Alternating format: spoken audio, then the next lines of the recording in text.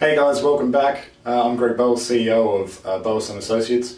This is another update of Team Intelligence hints and tips to help unify your team. This week we're going to be talking about an interesting topic, one that is obviously dear to my heart, being a coach and trainer, and I want to discuss with you the benefits of coaching a high-performance team and how that's actually very imperative to creating that unified team as well as the high-performing team. Teams are like athletes. Athletes don't start as athletes. They need to learn skills and then they refine the skills and then they become experts. It's the same thing with teams. Teams don't become unified to start with. They're individuals that come together, they learn skills together, they mature together, and then the unification comes after they've actually refined those skills. Now, from a manager's and leader's perspective, it can be quite challenging to work out when you've got that team that needs to get to the next level, how do you actually get them to the next level? And it's an interesting concept to look into. It's an interesting dilemma for some of us. And that's essentially where coaching can help. You see, training alone, there is only around about a 5% retention of what we actually learn when we're in a seminar or training room. And the problem with that is that you can spend thousands of dollars on a training, but if your staff attend that and think it's fantastic and then they don't actually go and implement what's taught and repeat and master what they've actually been taught, the retention is low and obviously the flow through and the return on investment. So I found some research, it was interesting research, that actually showed that productivity of a particular group went up to 88% when training was combined with coaching. Now, compared to the 5% of training alone, it's pretty fantastic. Now, the challenge comes in when you're actually the manager or leader and you can't get a coach yourself. Now, some of you may out there be coaching or training to increase your coaching skills, be interested in working with your staff a lot more to develop them in-house. And it can be quite challenging from the perspective of how do you get your team to the next level? How do you know what strategy to actually use for them? Now that's where some coaching skills that I'm going to be talking about will come in really handy. Reminds me of a client that I was working with actually. I just thought I'd share a quick case study with you. It was, he came to me, he was in a bit of a dilemma. He was really stressed.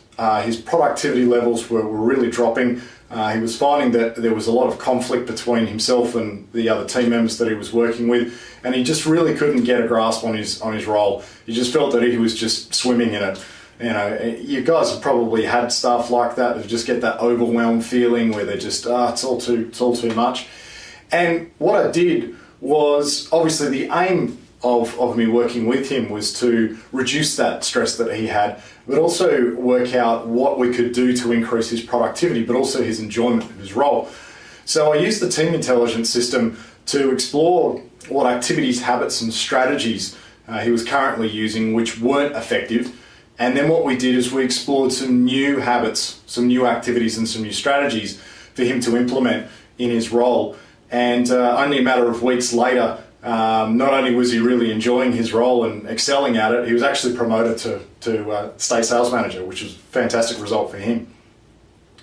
Now, as I mentioned, any manager or leader can actually learn these coaching skills. You don't have to actually be a qualified trainer or coach like myself.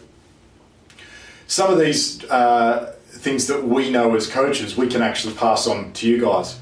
And I would love to do that. I would love to share that with you guys. So, you guys can actually go out there, make some change within your organization. Love the feedback as well if you guys can let me know how things are going.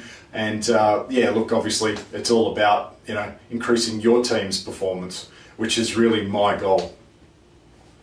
Now these coaching skills I'm actually going to be doing over the next few weeks for you.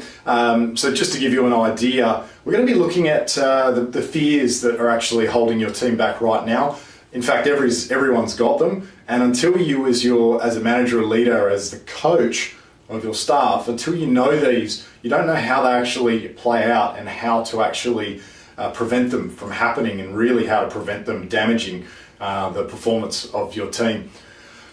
The other things that I'm going to be looking at are the different personality styles of your members of your team, how the team actually work together, and also how you as a leader need to communicate with them to get more out of them. Things like how to motivate them. We talked about that in the last video. That's only one small chunk of it.